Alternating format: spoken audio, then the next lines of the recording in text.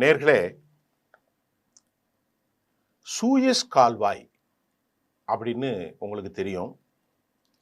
இது எகிப்தினுடைய கால்வாய். ரொம்ப முக்கியமானது. ஒரு பெரிய வருமானத்தை தரக்கூடிய இது. வரலாற்றினுடைய செய்திகளில் 9 இருந்து ஒரு 10 பில்லியன் வரை லட்சம் கோடி வருமானத்தை அவர்களுக்கு கொடுக்கிறது எகிப்துக்கு.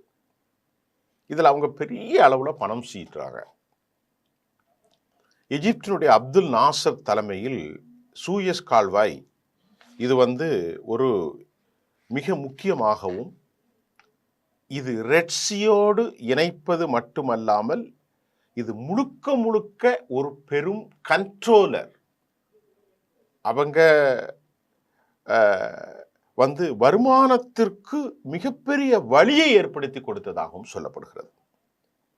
இப்ப என்ன நினைக்கிறாங்கன்னா, எகிப்து, சினாய் இதெல்லாம் அந்த ஒரு பக்கம் இருந்தாலும் கடலாட்சியில் அவர்கள் ஏதாவது தாமதப்படுத்தினால் யூதர்களுக்கு கடந்த முறை சில சிக்கல் வந்திருக்கிறது.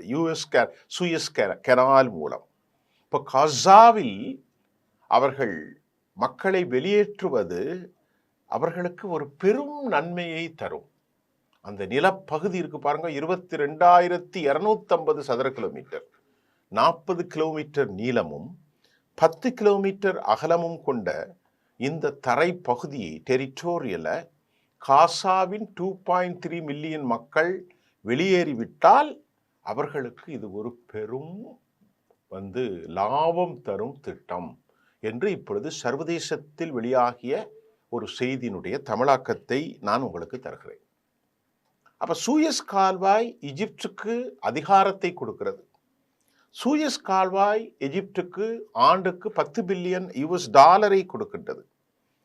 அப்ப அது மாதிரி அதை நாம் கண்ட்ரோல்ல எடுத்துக்கொள்ள வேண்டும் என்றால் அது யூதர்களுக்கு தற்போது சாத்தியப்படாது. அது ஒரு பெரும் உலகப் போராக மாறும். அப்ப அவர்களுக்கு இருக்கிற ஒரே வழி அதை போன்றதொரு ஒரு கால்வாயை, அதைவிட ஒரு பெரிய கால்வாயை சர்வதேச முதலீட்டின் பால் கொண்டு வந்தால் அதை ஈஸியாக ஹேண்டில் பண்ணலாம். ஆனால் இதனுடைய தொடர்ச்சி காசா ஸ்ட்ரிப்பினுடைய கடலோரத்தில் தான் இருக்கிறது. இது ஒரு ரகசிய திட்டம். மிக முக்கியமாக 1955ஆம் ஆண்டு அன்றைக்கு இருந்த இங்கிலாந்து அரசு தனது கண்ட்ரோலை, சூயஸ் கால்வாய் கண்ட்ரோலை அவர்கள் எடுத்துக்கொண்டார்கள். US பீஸ் கீப்பிங் ஃபோர்ஸ் நியமனம் செய்யப்பட்ட போது கடைசியில் இதில் UK, பிரான்ஸ் ஒரு அழுத்தம் கொண்டு வரப்பட்டது. அதற்கு பின்பு படைகள் அங்கிருந்து விலகியது. இந்த 6 நாள் போர் எகிப்து சூயஸ் கால்வாய் இஸ்ரேல் தன் கைவசம் அப்பொழுது வைத்தது. அது ஒரு அந்த போரில் வச்சிருந்தாங்க. அப்ப இஸ்ரேல் ஏற்கனவே லெபனான் 1955 UK மற்றும் பிரான்ஸுக்கு இருந்து அது முடிந்த பிறகு 6 நாள் போரில் ஒரு தற்காலிக கையாளுதலை அந்த சூயஸ் கால்வாய் இஸ்ரேலுடைய கண்ட்ரோல்ல இருந்தது. பின்னால விட்டு போனாங்க. அப்ப அவங்க என்ன நினைச்சாங்கன்னா, இதனுடைய கப்பல் வரவுகள், இதனுடைய போக்குகள் எல்லாவற்றையும் ஆழமாக யூதர்கள் எப்போதுமே ஒரு சதி திட்டம் போடுவார்கள். ஆக இவ்வளவு விஷயம் இருக்கா அப்படின்னு ருசி கண்டு கொண்டார்கள். அப்போதே யூத தலைமைக்கு இது குறித்தான செயல் வடிவம், லாப நஷ்ட கணக்குகள் சொல்லப்பட்டு விட்டது. அதுக்கப்புறம் வழக்கம் போல அது எகிப்து கையில் வந்துருச்சுன்னு வைங்களேன். இப்போ எகிப்து மட்டும்தான் இந்த சூயஸ் கால்வாயில் ஒரு மொனோபோலியாக இருக்கிறார்கள். அவர்களுக்கு எந்த ஒரு இடையூறும் இல்லை. வருகின்ற கப்பல்கள் எல்லாம் அப்படி போகிறது. பெரும் அளவிலான லாபம் வந்து கொண்டிருக்கிறது. ஆகவே இதனுடைய பலன்களை இஸ்ரேல் தனது கண்ட்ரோலில் அறிந்து கொண்ட பிறகு இந்த பகுதிக்கு வர தடை ஏற்படுத்தும் விதமாக அவர்கள் தாம் அப்படி ஒரு திட்டத்தை செயல்பட வேண்டும் என்று அவர்கள் விரும்புகிறார்கள். இந்த திட்டம் எப்போ கொண்டு வந்தது? ஃபாதர் ஆஃப் பென் கூரியன் அவருடைய ஒரு ட்ரீம் ப்ராஜெக்ட் அப்படின்னு சொல்லலாம். இஸ்ரேலுடைய பென் கூரியன் யாரு? அவர்தான் தந்தை. அவருடைய கனவு திட்டமே இந்த பென்கூரியன் தான். கல்ஃப் ஆஃப் அகபா என்று சொல்லப்பட்டது. அப்ப இதை விட ஆழமாக, ஏன்னா சுயஸ் கால்வாய் ஒரு கப்பல் செல்லக்கூடிய அளவில் தான் உண்டு. ஆனால் ஒரு ஆழப்படுத்தி, அதை நான் உங்களுக்கு ஆழம் எவ்வளவுங்கிறதெல்லாம் சொல்றேன். மிக ஆழமான ஆழப்படுத்தப்பட்ட ஒரு மிகப்பெரிய கடல்வழியை ஏற்படுத்தி விட்டால் அது அவர்களுக்கு ஒரு பெரும் லாபத்தை ஈட்டித் தரும் என்று நம்புகிறார் பென்கூரியன். அவருடைய கனவு திட்டம்தான் ஒரு கல்ஃப் ஆஃப் அகபா. 1855 ரெட் சீயிலிருந்து டெத் சீ வரைக்கும் கனெக்ஷன் செய்ய முடியும் என்று அன்றைக்கு இங்கிலாந்தினுடைய கடல்வழி ஆய்வாளர் மிஸ்டர் வில்லியம் இந்த மத்திய தரைக்கடல் வரை இது ஒரு பெரும் ராஜ்ய பகுதியாக கொண்டு வரும் என ஒரு அற்புதமான திட்டத்தை அவர் வடிவமைத்தார், அது முன்னமைத்தார். 1855களில் டெரிஸ் வில்லியம் கொண்டு வந்த இந்த திட்டத்தின் கனவாக ஃபாதர் ஆஃப் ஜூஸ், தேசத்தந்தை பென்கூரியன் அவர்களுடைய ப்ராஜெக்டாக இது மாறிப்போனது. பென்கூரியன் இதே சேம் ப்ராஜெக்ட் தான் அது முன் வைத்தார். ஆனால் தற்போது காசா ஸ்ட்ரிப்பின் மூலமாக இந்த திட்டம் நீளும். புரியுதா? அப்ப காசா திட்டத்தில் ஆழமான கடல்வழி வேணும். இதை விட 2 மடங்கு கடல் கொண்டு வர வேண்டும். 4 லட்சம் வீரர்களை கொண்டு வந்து இறக்க வேண்டும், தொழிலாளர்களை கடலிலிருந்து ஆழப்படுத்தணும். கப்பல் போறதுன்னா சும்மா இல்லை, கமலையில தண்ணீர் இறைக்கிற கதை அல்லது. அதையெல்லாம் செய்தால் உலக வங்கி பெரும் கடன் கொடுக்கும், அமெரிக்கா பெரும் கடன் கொடுப்பார்கள், மத்திய தரைக்கடல் பார்ட்னர்ஷிப் கடன் கொடுப்பார்கள். இன்னும் மெரிடைம் பவுண்டரி அல்லது இந்த எல்லை கோட்டை நிர்ணயம் செய்யக்கூடியவர்கள், சந்தைப்படுத்துவர்கள், ஆயில் கண்டெய்னர் போகக்கூடியது எல்லாரும் முன்பணமாக பெரும் கோடிகளை பெற்று விடுவார்கள். ஆகவே அதற்கு இடையூறு வருவது என்னது? இந்த காசா ஸ்ட்ரிப் தான்.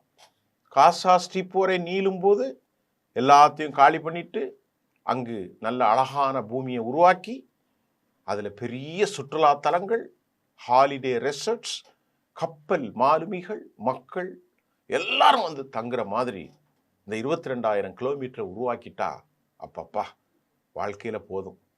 மிலிட்ரி கேம்பஸ், அமெரிக்காவினுடைய இராணுவ தளம், யூதர்களுடைய ஆலோசனை தளம், சர்வதேச நேவி படைத்தளங்கள் எல்லாம் வச்சிடலாம். வளமான வாழ்க்கைக்கு அது வழிவகுக்கும் என்பதுதான் இப்போ அவனுக்கு வந்து இப்போ பதப்பதைப்பது தான் யூதர்களுக்கெல்லாம். ஆகவே இந்த ப்ராஜெக்டை கொண்டு வந்துட்டா வந்து அவர்களுக்கு காசா ஸ்ட்ரிப்பில் பெரும் சம்பாத்தியம் கிடைக்கும் மட்டும் இல்லாமல் இது வந்து ஒரு 2-வே கேனலாக ஆக்கிடலாம், 2 வழிப்பாதை. சுயஸ் கால்வாய் ஒரு கப்பல் போனால் மற்றொரு கப்பல் வர முடியாது. ஆனால் இது 2 வழிப்பாதை. அவ்வளவு ஆழமாக 200லேருந்து 250 மீட்டர் அது அகலம். அவ்வளோ பெரிய அகலம். 200லேருந்து 250 மீட்டர் அகலமும் 50 மீட்டர் ஆழம். 50 மீட்டருக்கு கீழே ஆழம் இருக்கும். ஏற்கனவே கடல்ல ஆழம் இருக்கு இல்லையா, அதுக்கு கீழே 550. மேலே தரைப்பரப்புல சர்ஃபேஸ்லேருந்து கிடையாது, ஏற்கனவே இருக்கிற ஆழத்திலிருந்து கீழே 50 மீட்டர். அகலத்தை பொறுத்தவரை 250 மீட்டர் அகலம். இப்படி ஒரு 2-வே கேனலாக கொண்டு வந்துட்டா இது வந்து ஒரு பெரிய அளவில் ஹோட்டல் வச்சிடலாம், ரெஸ்டாரண்ட் வச்சிடலாம், பார்கள் வைத்திருக்கலாம், டான்ஸ் கிளப்புகள் வைத்திருக்கலாம், டிஸ்கோத்தை கது இது எல்லா இதையும் வைத்திடலாம். பெரும் கோடி வரும். இதுதான் அவனுடைய திட்டம். அமெரிக்கா சொல்லிகிட்டே இருந்தான் பாருங்க. டொனால்ட் ட்ரம்ப் சொன்னார், நாங்கள் ரியல் எஸ்டேட் மண்டலம் ஆக்கிறோம், நாங்கள் இஷ்டத்துக்கு எடுப்போம், we will take our own response, no one can வந்து இன்டர்ஃபியூ மை ப்ராஜெக்ட் அப்படிலாம் சொன்னார். யாரும் உள்ளே வர முடியாது, நாங்கள் எடுப்போம் அப்படின்னு சொன்னதுக்கு இப்போ புரியுதா உங்களுக்கு? இதுக்கு வருஷம் அப்படி அவங்க செஞ்செல்லாம் அவங்களுக்கு கிட்டத்தட்ட குறைந்தபட்சம் ஒரு 7 பில்லியன், 50,000 கோடி, 60,000 கோடி, 70,000 கோடி லாபம் வரும். குறைந்தபட்சம். கூடுனபட்சம் லட்சம் கோடி ரூபாய் லாபம் வரும். இந்த திட்டத்தை முடிப்பதற்கு ஒரு 5 வருஷம் இந்த திட்டம். இது அவர்களுக்கு இது மட்டுமல்லாமல் இதை செய்கிறதற்கு 20க்கு மேற்பட்ட ஆட்டோமிக்ஸ் கண்ட்ரோலர், நியூக்ளியர் கண்ட்ரோலர் ஏற்படுத்தக்கூடிய திட்டமும் இங்கே உண்டு. இந்த ஆழமான பகுதிகளில் இதெல்லாம் ஒரு டெக்னிக்கல் விஷயம் தான், இது டீப்பாக போக வேணாம். இப்போ இது சாத்தியம் தானா? சாத்தியம் இருக்கு. ஆனால் இதுக்கு சாத்தியத்தில் சிக்கல் இருக்கிறது என்னன்னா, காசா ஸ்டிப் ஒன்று தான் சிக்கல். காசா ஸ்டிப்பை அழிச்சிட்டா எல்லாம் வந்துடும், அதற்கு வழி இல்லை அப்படிங்கிறது தான் இப்போ பென்கேவிற்கும் ஃபெசலில் ஸ்மோட்ரிச்சுக்கும் அமெரிக்காவுக்கும் இஸ்ரேலுக்கும் ஒரு பெரும் தடுமாற்றமாக இருக்கிறது. வழி கிடையாது, போர்க்கள சூழல் உருவாகி இருக்கிறது. 1967 வேறு, 1973 வேறு, 2025-26 வேறு என்பதை புரிந்து கொள்ளுங்கள். அன்றைக்கு ஒரு மொனோபோலி இராணுவமாக இருந்த இஸ்ரேல் இன்றைக்கு அவர்களுக்கு சவால் விடும் இராணுவமாக, இஸ்ரேலோட ஒருபடி வளர்ந்த துருக்கி, இஸ்ரேலுடைய பலபடி வளர்ந்த ஈரான், போர்க்குழுக்களாக ஹிஸ்புல்லா, ஹமாஸ் எல்லாம் வந்துட்டாங்க, ஹவுதிகள்லாம். அப்போ இந்த நிலையில் ரெட்சியோடு கனெக்ட் செய்து சுயஸ் கால்வாய்க்கு மாற்றமாக 250 மீட்டர் அகலமும் 50 மீட்டர் ஆழமும் கொண்டு வருவது சாத்தியம் இல்லை. அதற்கு காசா ஸ்ட்ரிப்பும் சாத்தியமில்லை. அப்படி ஒரு சூழல் வந்தால் நிரந்தர அமைதி கெடும் என்பதுதான் இப்போ நமக்கு செய்தி. ஆனால் இப்போ அவர்கள் ஏன் காசா ஸ்ட்ரிப்பில் இவ்வளோ ஆர்வம் காட்டுறாங்க, ஏன் பல பேரை கொல்றாங்க, ஏன் பல பேரை எவாக்குவேட் திட்டம் போடுறாங்கன்னு இப்போ உங்களுக்கு புரியும். இந்த வரலாற்று செய்தியில் பல உண்மைகளை நான் உங்களுக்கு தந்திருக்கிறேன். நன்றி.